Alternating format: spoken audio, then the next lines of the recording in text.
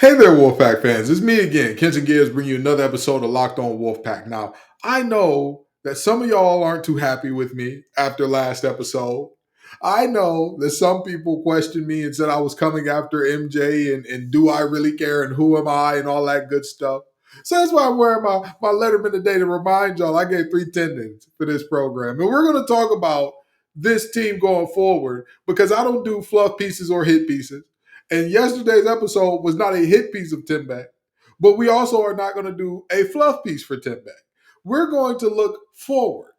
We're going to look to the rest of the season because that's all we can do. Getting more upset about the Boston College game will do nothing for us. I let it out. I released the demons. I said what I had to say on the matter. But we're going to move forward.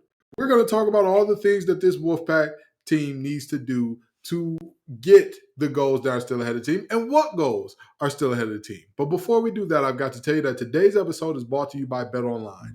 BetOnline has you covered this season with more props, odds, and lines than ever before. BetOnline, where the game starts. So, folks, we're going to get into all things going forward. We're going to get into my outlook of the season going forward. And after we talk about that, again, we're going to talk about some of the things that people had to say in response to some of the things I said yesterday. But we're also going to talk about that. We're going to start off by talking about the future. You can stick around to the end to see the response to those things. But stick around for all that and more on today's episode of Locked On Wolfpack.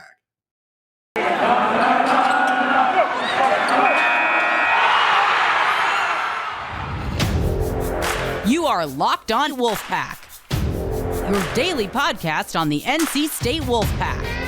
Part of the Locked On Podcast Network, your team every day.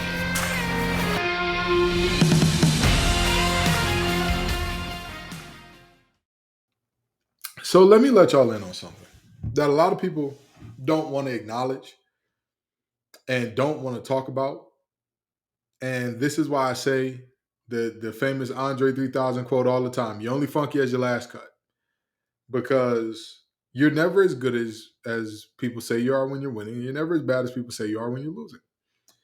And this team still has an immense amount of goals ahead of them.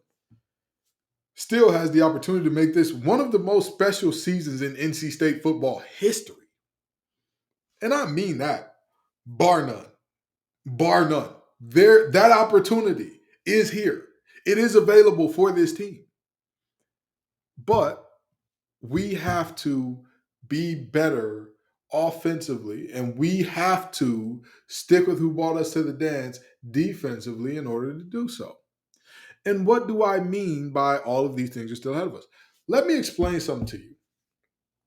Both of the teams that we have in front of us, Louisville, UNC, they both have some things in common with NC State. We have these fun things called common opponents. Now, both of the teams ahead of us have either lost to a team that we've beaten. I'm looking at you, Louisville. Louisville lost to Florida State. And you can say, well, that was way earlier in the season and they've been on fire since then. But have they? Have they? We saw them against Clemson. And if you talk about when they were on fire before that game, you're looking at beating a UVA team, which I don't want to talk about all of the things that are going on at UVA right now. God rest the souls of those young men who lost their lives today, but their football program even before that wasn't going too great. Pitt, the quarterback situation there is a mess. Yes, they have some talent, but again, with a quarterback situation like that, it's tough for you. You're going to have a tough time trying to convince me that anything of use or anything of actual value is being done there. Wake Forest, hey, good win. More power to them. James Madison.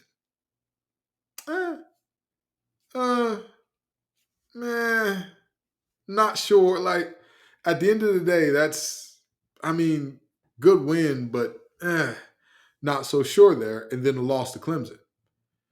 Again, that same team lost to Florida State earlier in the season. So there's that. And then you go forward to look at the boys in baby blue. They're coastal champs. They're going to be playing Clemson.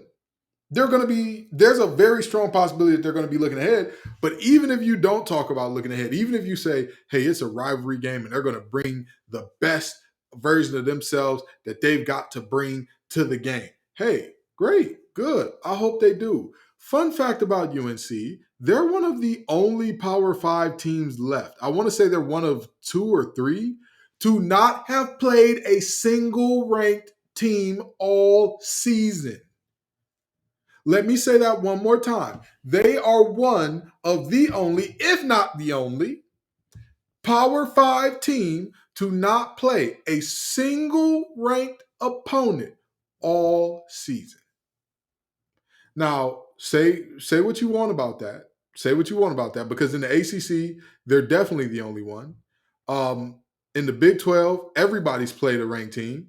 In the Big 10, if you're looking at the Big 10, I want to say everybody's played a ranked team there in the Big 10 as well, regardless of how good or bad, except for Illinois. And in let me see, the Pac-12, I believe everybody's played a ranked team. And in the SEC, everybody's played a ranked team. The only Power 5 teams to not have played a ranked team this season, UNC, Illinois. That's it. That's it. That's the only 2.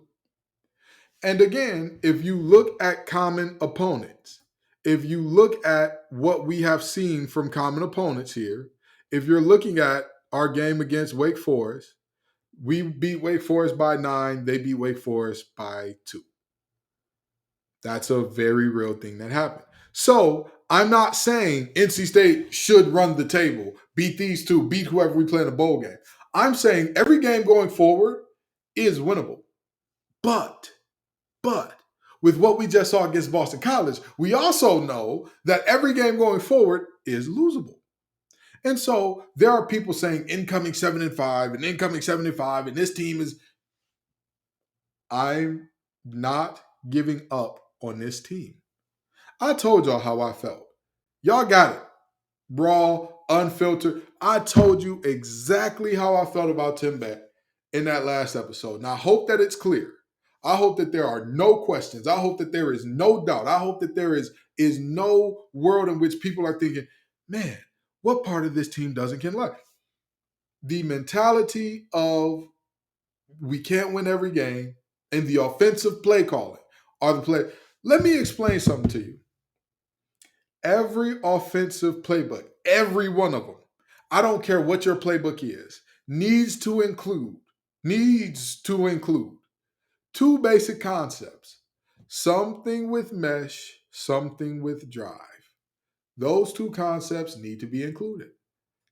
Why do mesh and drive need to be included in every offense's playbook? Because mesh and drive are confidence builders. They're good confidence builders.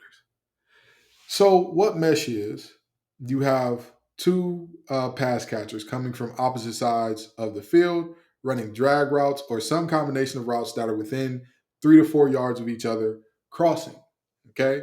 Now, you have the option in zone to sit mesh down, or if you have man, you keep it going until the sideline or whatever happens there, and then you can combine things and tag it onto the mesh, like you can go rail route out of the backfield or wheel route with the running back, and you can bring in the slant hitch thing or the slant stop thing and all that good stuff. You can bring in the in route on the top of it, but the basic idea is that all of the quarterback's reads are literally like directly. He doesn't have to do too much thinking. It's not a heavy lifting thing. And also, if you get man coverage, mesh is a great way to get the ball to your playmakers in space with a head of steam.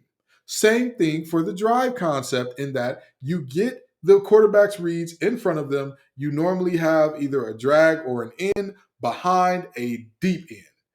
An in that's about 8 to 10 yards, maybe even deeper. But the reality is, you keep the 2 reads right there. You keep the first reads that the quarterback are making, 1 and 2, right in front of the quarterback, right in front.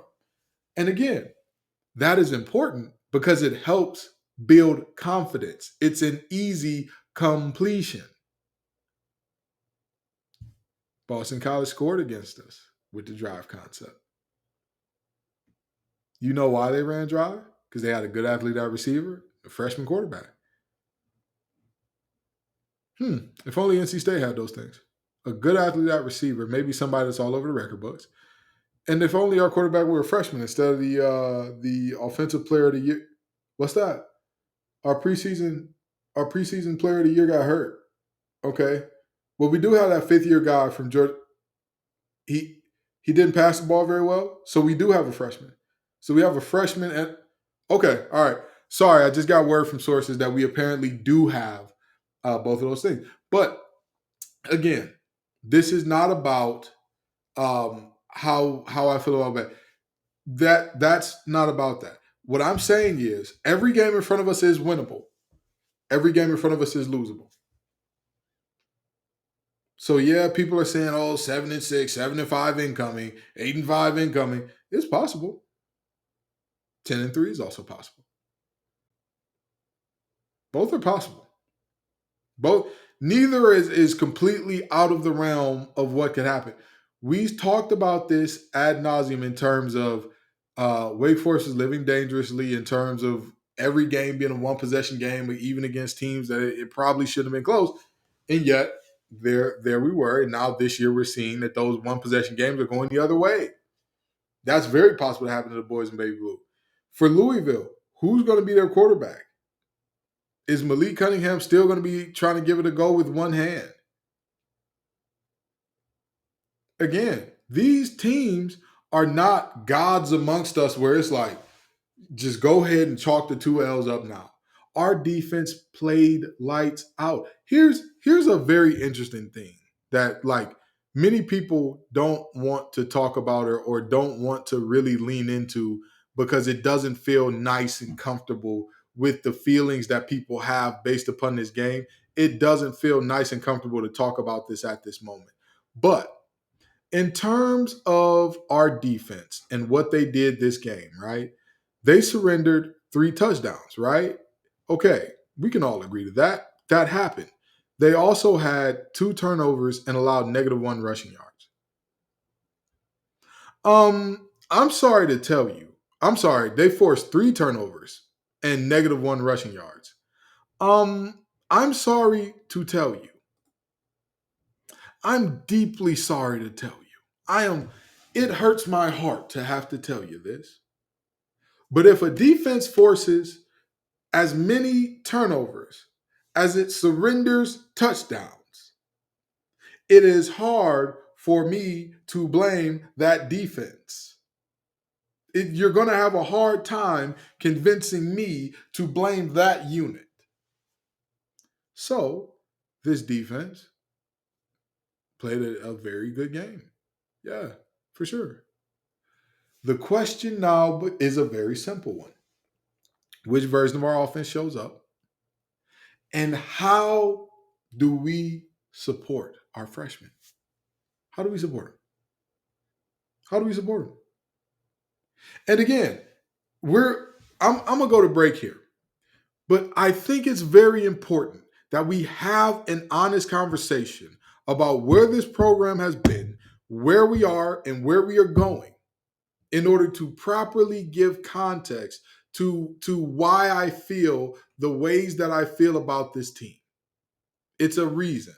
There's a very good reason for that. And there's also always a great reason to get Simply Safe. If you thought about securing your home with home security, but you've been putting it off, you'll want to listen up. Right now, Locked On Wolfpack listeners can order the #1 rated Simply Safe home security system for 50% off. This is their biggest offer of the year, and you don't want to miss it. Here's why I love it. Trust me, Simply Safe, they share the professionals. The professionals at Simply Safe share 24/7 monitoring technology with agents and Simply Safe tech support staff.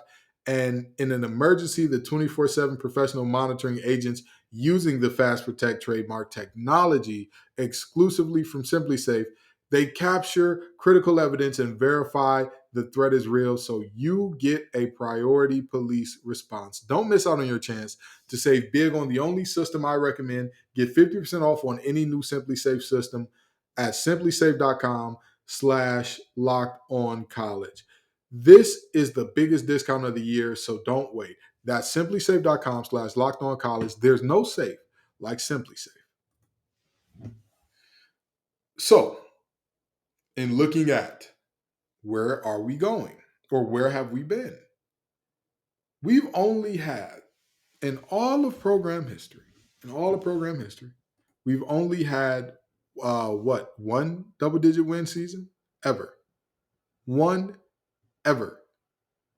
Let me say it again. We've only had one ever.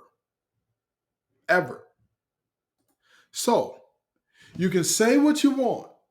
You can say what you want about, well, is this Dave's ceiling? Is 9 wins? Is 8 wins Dave's ceiling? Is this the best that we can get? I'm telling you right now, this is why I say keep supporting this team. Keep supporting these boys. Keep supporting these men. This team has the opportunity. It's still there. Whether we want to talk about it or not, whether you feel so angry, so disappointed, so let down that you can't see any glimmer of hope or not, 10 wins is still there, which would be the second time in program history of double-digit wins. It's still there. It's still there. Is it going to be easy to win 2 games on the road? No, absolutely not. Is it going to be easy? No. Nobody said it would be. Nobody said that this was going to be patty cake and Rosemary's. This is football. This is ACC football.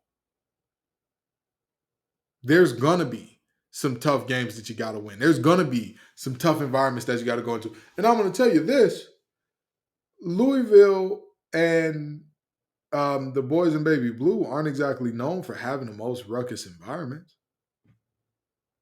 That's just telling the truth. Again, no fluff pieces or hit pieces. None of that. I'm not going to tell you a lie. I'm not going to get to yelling and screaming just so you can hear that. I'm not going to tell you, oh, everything's fine. We're going to win these games and da-da-da. I don't know. I really don't know. I don't. I can't tell you that I know for a fact, well, we're going to figure it out and we're going to get MJ more plays to help him. I don't know if we can. I don't know if Tim Beck has it in him. I don't.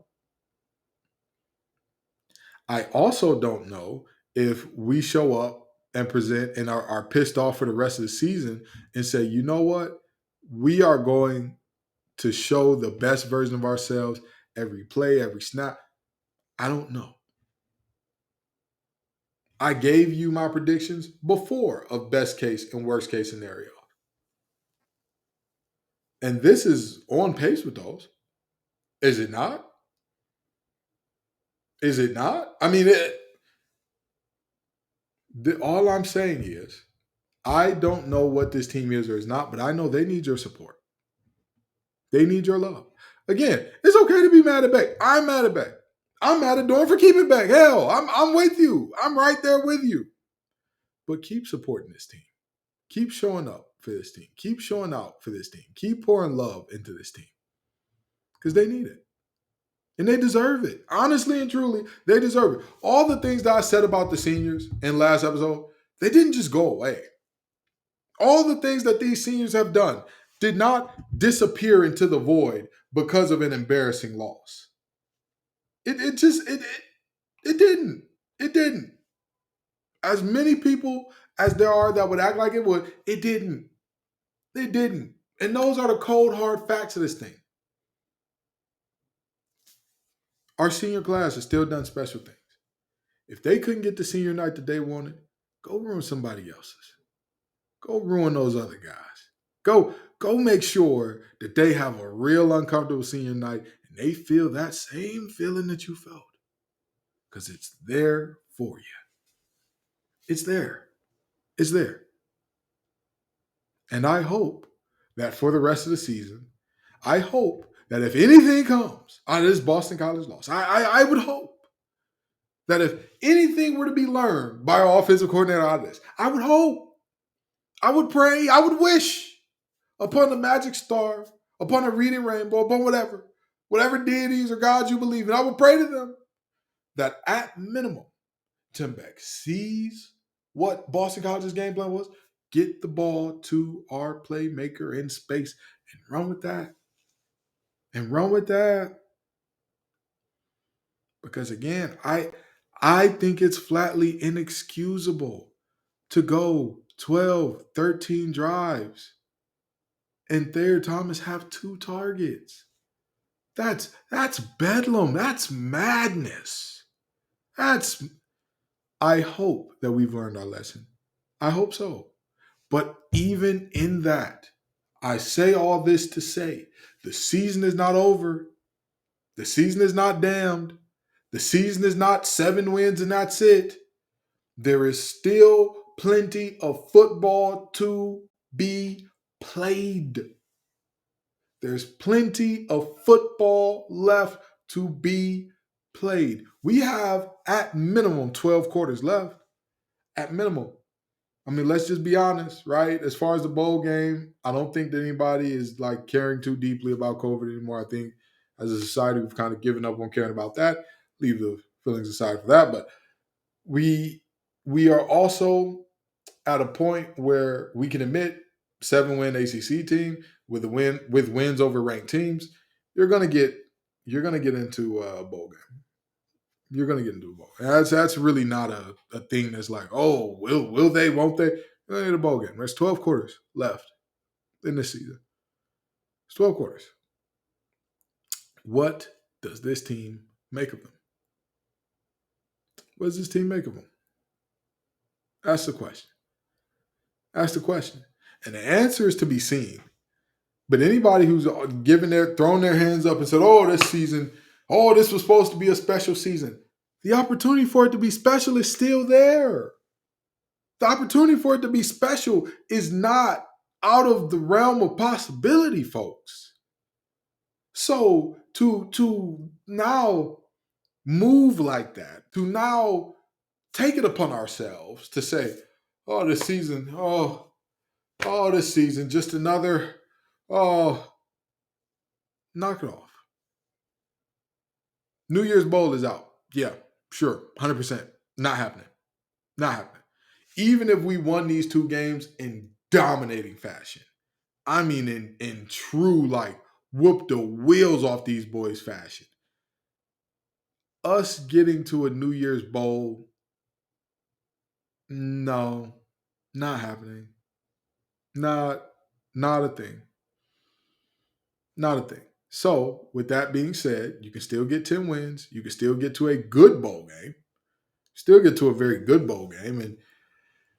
And you can win that bowl game and get the 10 wins for the second time. Again, double-digit wins for the second time in program history. That's still there for this team. And when we get back, before I close this thing out, again, I've just got some responses for some folks who felt the way about some of the things that I said and all that good stuff, because, it needs to be said. You know what I mean? And I'm not a betting man, but I'm going to bet everybody's not going to be happy with this one, just like before. But if you're a bettor, go to betonline.net. BetOnline is your number one source for sports betting info, stats, news, and analysis. Get the latest odds and trends for every professional and amateur league out there. From football to basketball to soccer to esports, they've got it all at betonline.net. And if you love the sports podcast, you can find those at BetOnline as well. They're always the fastest and easiest way to get your betting fix. So head to the website today to learn more. BetOnline, where the game starts. So there were some people who felt like I was a little too harsh to Coach Beck and all that. And I'm going to say this. I, again, don't do fluff pieces or hit pieces. I don't tell anybody. I don't scratch my head unless it itches. I don't dance unless I hear music. I'm not going to tell you that anybody needs to be fired if they're doing a good job, or even if there is a doubt in my mind of there's good things that can come out of this. I don't. I understand that these guys are humans. I understand that. Go listen to Locked On ACC, where I was telling Candace about the fact that there was a coach that pulled out a picture of his family, and it wasn't a coach at NC State. It was a coach at another school. He ended up leaving that school, and that's why I didn't go there. But he pulled out a picture of his family and said, Ken, in recruiting you, I'm trusting you to feed these folks. I'm trusting you. I love them. I would kill or die for them. And I'm trusting you to feed them. I'm trusting that you'll go to class, that you'll work hard, that you'll do all the things that it takes to be successful. I'm trusting you to do that. Can you do that for me? I said, yes, sir. And he offered me right then. Please understand, I know that there are humans behind this job. I know that. I'm painfully aware of that.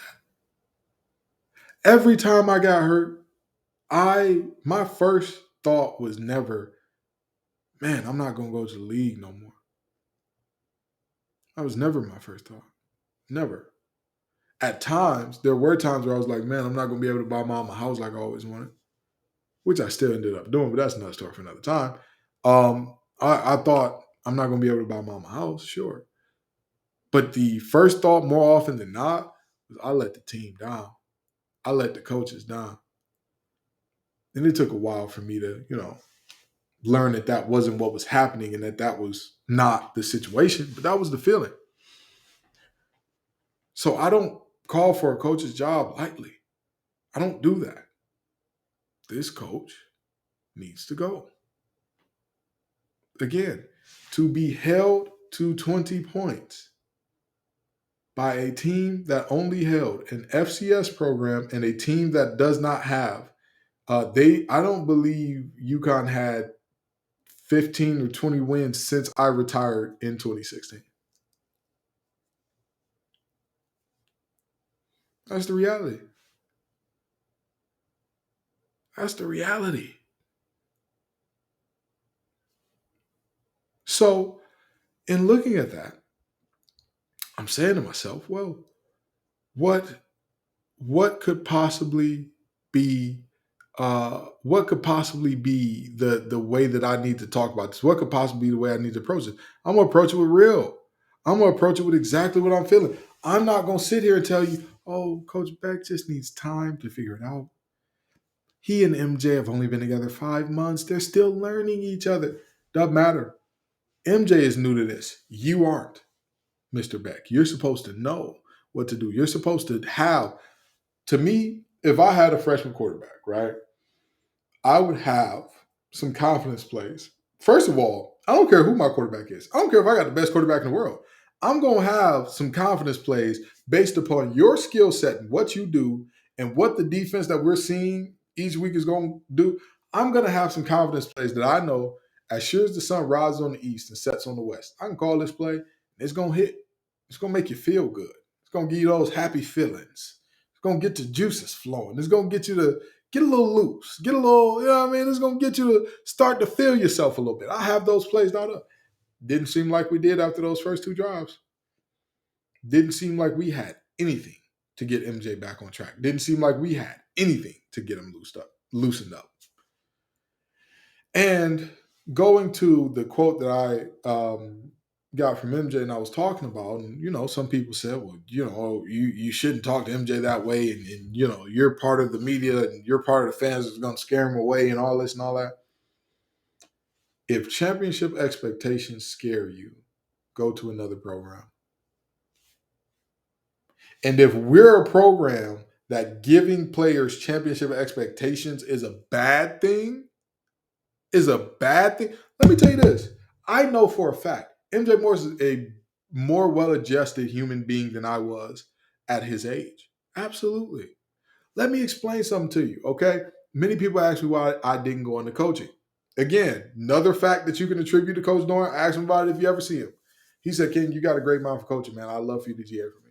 And I knew because of who I am and how I am, I can't do that. That would not be good for my family. That wouldn't be good for my personal life, all that good stuff. The last time I had a season-ending loss in terms of like state playoffs and all that, and that was my sophomore year. We lost to Lake Orion. I didn't talk to my family for like 2 or 3 weeks. My family had nothing to do with it. My mom wasn't on that field. She for the Dragons, that was their team name. What a terrible team name. Anyway, she had nothing to do with it. Didn't speak to her for 2 weeks. I can't do that when I have wife and kids and all that. Like I can't. I still know to this day, I am still working on doing things that I'm bad at to accept that I'm not going to be good at and win everything. I am not a well-adjusted human being. All of the college coaches you see are probably better adjusted humans than me. And yes, I know that they're not greatly adjusted human beings, but I'm saying I'm a terrible loser. I am horrible at losing. Absolutely. But what I will say is, again, it's not MJ's fault. I don't feel like that quote coming from MJ is something that we need to look at MJ and say, oh, you're not good. No. Again, program wide. Let me ask you this. Do you think that anybody at LSU right now, LSU ain't undefeated, do you think that any of them would say with a straight face, hey, man, you ain't going to win every game? No. Brian Kelly said that they've made winning a habit. A habit. When you get that habit, when you get that thing, it's hard to break. Real hard to break. Clemson ain't undefeated. Do you think that if you told them, hey, man, you can't win every game, do you think if that quote came out from one of them, everybody would be copacetic and like, hey, you really can't win it? No. The expectation is to win. And again, that's culture. So I tossed a lot of blame on Beck, but I have, let me take it back to Doran. Because Doran is the guy, he's the head coach. And you know, whenever something happens, it rolls downhill. And they say it's the lack of institutional control by the head coach.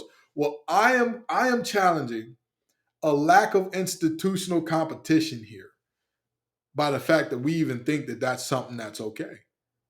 Because again, he's a baby. He doesn't know any better. He knows what has been shown to him. That's what he knows.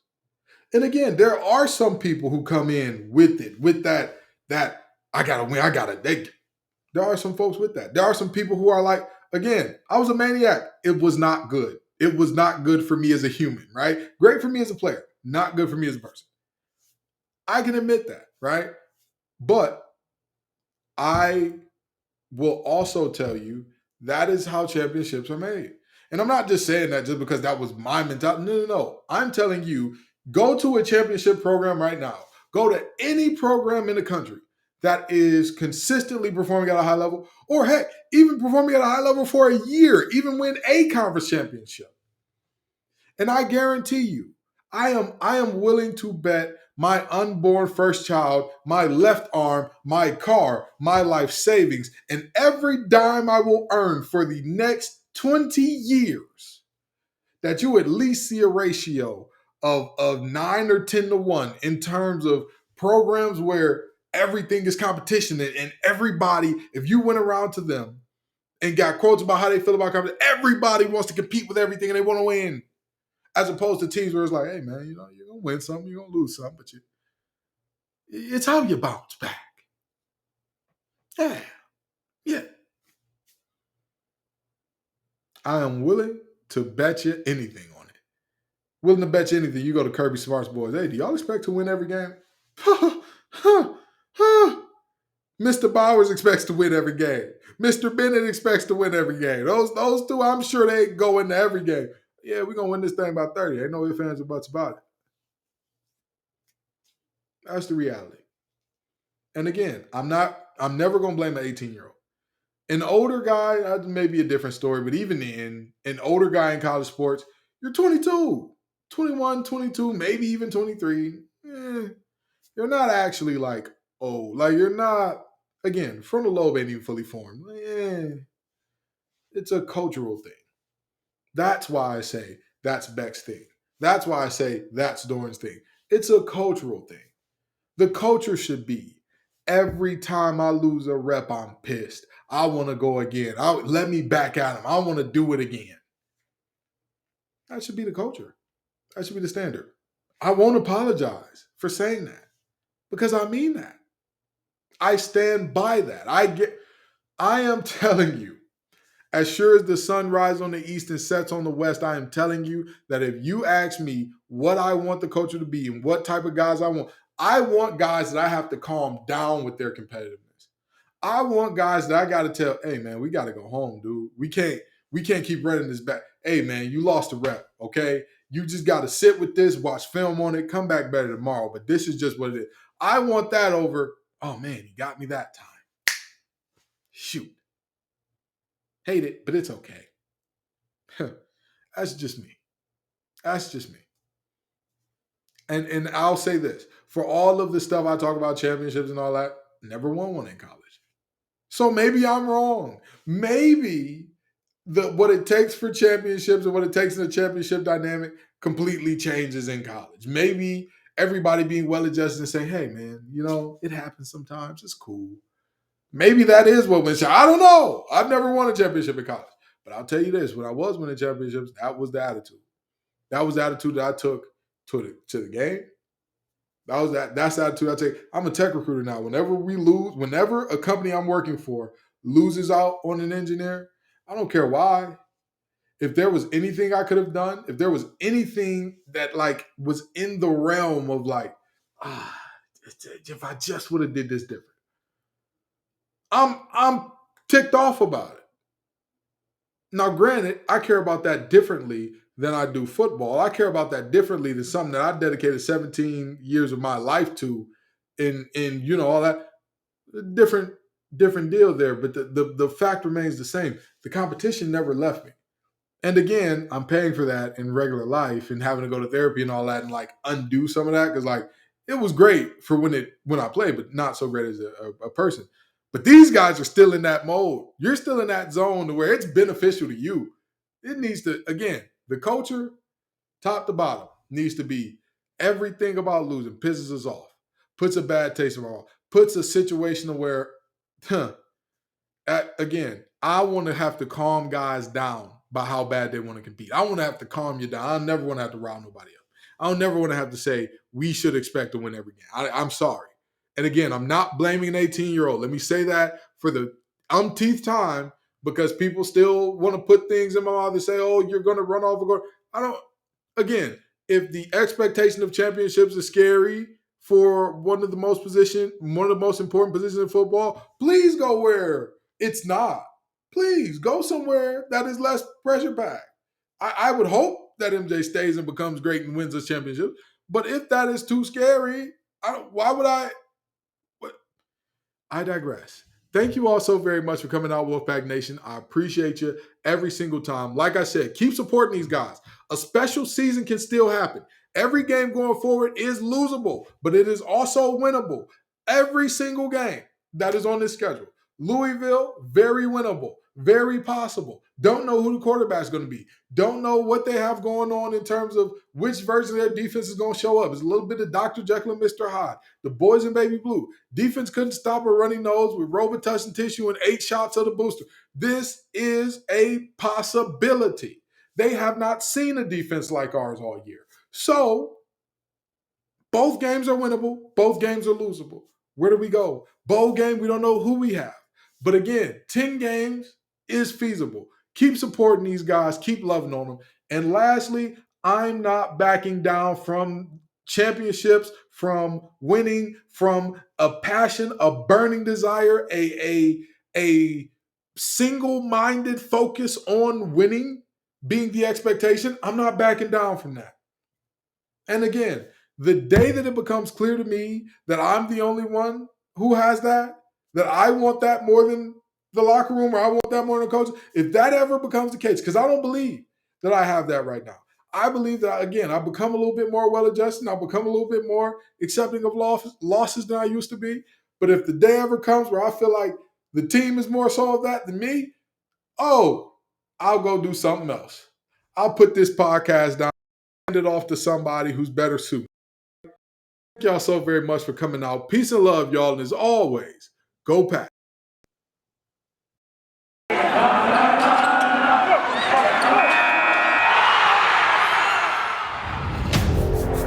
You are Locked On Wolfpack, your daily podcast on the NC State Wolfpack, Part of the Locked On Podcast Network, your team every day.